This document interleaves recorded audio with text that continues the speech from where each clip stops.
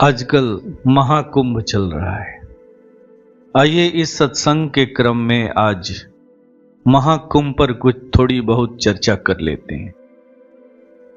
कुंभ का शाब्दिक अर्थ होता है घड़ा या सुराही। अक्सर घड़े का उपयोग या सुराही का उपयोग पानी रखने के काम में लाया जाता है। अगर पौराणिक कथाओं की सुने तो पौराणिक कथाओं के अनुसार इसका उपयोग अमृत कलश के रूप में किया गया था। इसे ही कोई कोई अमृत कुंभ भी कहते हैं। अक्सर आप लोग सुनते होंगे कुंभ के साथ साथ मेला शब्द भी जुड़ा हुआ है, कुंभ मेला। आइए मेला पर भी विचार कर लेते हैं कि मेला किसे कहा जाता है। मेला का अर्थ होता है एक विशेष खास जगह पर मिलना, एक खास जगह पर इकट्ठा होना। इस तरह से कुंभ मेला का अर्थ हुआ अमरत्व का मेला, या दूसरे लहजे में कह सकते हैं कि अमृत पान करने के लिए एक जगह इकट्ठा होना। यही है कुंभ मेला। अभी अभी हम लोग यहां बैठ करके जो सत्संग कर रहे हैं, यह भी एक प्रकार से कुंभ स्नान ही है, अमृत स्नान ही है। यहां पर चारों तरफ गुरु की सत्य सत्ता उतरी हुई है, गुरु के सत्य सत्ता की अमृत वर्षा हो रही है और हम लोग घंटों बैठ करके इसका आनंद ले रहे हैं, उसमें डुबकी लगा रहे हैं। इस तरह यह सत्संग कुंभ स्नान ही है। कुंभ मेला को लेकर के या कुंभ स्नान को लेकर के एक दो पौराणिक कथाएं भी सामने आती हैं, जिसमें एक प्रमुख कथा है समुद्र मंथन से संबंधित कथा। इस कथा में बताया जाता है कि समुद्र मंथन के बाद जो अमृत कलश प्राप्त हुआ था, उससे कुछ अमृत के बूंद जहां तहां धरती पर गिर गए थे। इसलिए उन्हीं स्थानों पर कुंभ स्नान का व्रत मनाया जाता है। कथा में आता है कि एक बार दुर्वासा ऋषि के नाराज हो जाने से या उनके श्राप से देवता लोग कमजोर होने लगे, देवताओं की शक्तियां क्षीण होने लगी। इस तरह से देवताओं के ऊपर दैत्य लोग हावी होने लगे। सारे देवता लोग इस समस्या को लेकर के भगवान विष्णु के पास पहुंचे। भगवान विष्णु ने समस्या का निदान बताते हुए कहा कि समुद्र मंथन करो। जब समुद्र मंथन करोगे तो उससे अमृत निकलेगा। उस अमृत को पाकर के तुम्हारी शक्तियां वापस लौट आएंगी, तुम अमरत्व को प्राप्त हो जाओगे। कहा जाता है कि भगवान विष्णु की बात सुन करके देवताओं ने दैत्यों से संधि कर ली।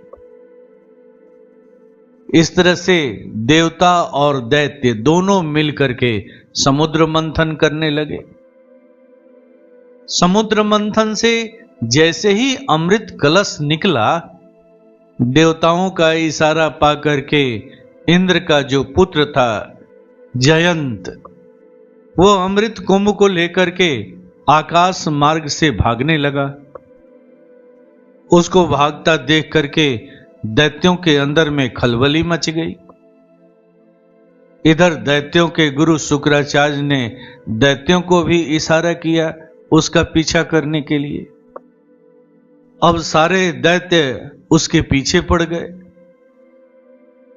कहा जाता है कि इस तरह से अमृत कुंभ के लिए देवताओं और दैत्यों के बीच घोर युद्ध शुरू हो गया और ये युद्ध 12 दिन तक चलता रहा।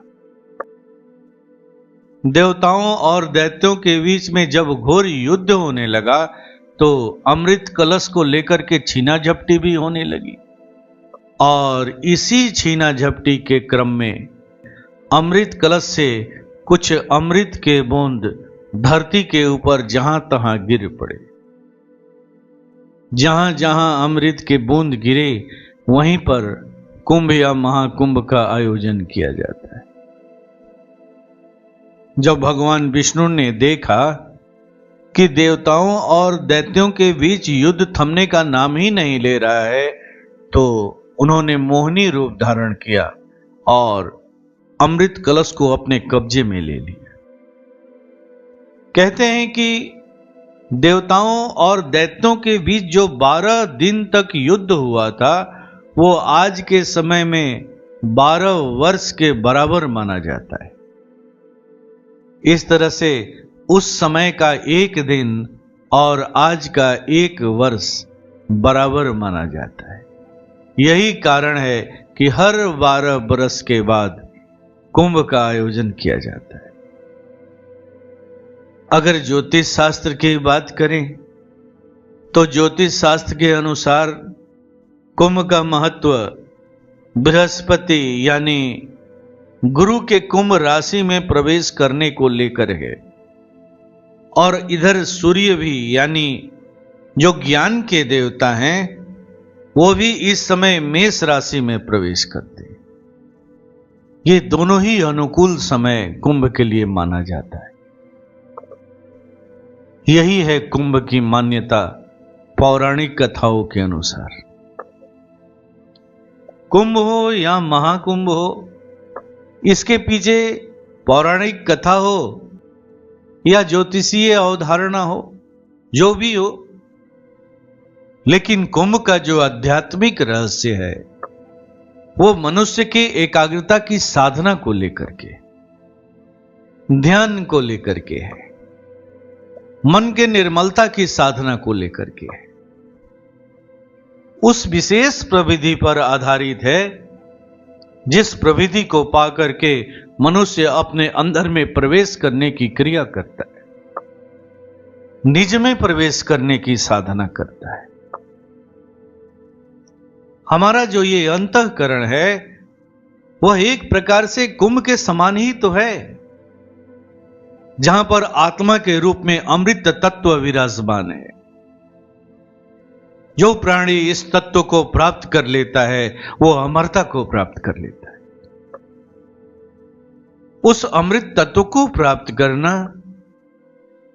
उसके गुणों को अपने अंदर में उतारना, यही तो कुंभ स्नान है। आत्मा के 5 गुण सत्य, अहिंसा, अस्तेय, अपरिग्रह और ब्रह्मचर्य को अपने जीवन में उतार लेना, यही तो कुंभ स्नान है। निर्भीकता, क्षमा, दया और करुणा जैसे गुणों को धारण कर लेना ही तो कुंभ स्नान, जो केवल और केवल निज में प्रवेश करने की क्रिया से ही आता है, प्राप्त होता है। हमारे यहां जो सत्संग की साधना है, जो प्रविधि है, इसी की तो प्रविधि है जिसका अभ्यास हम लोग नित्य करते हैं, सुबह शाम करते हैं।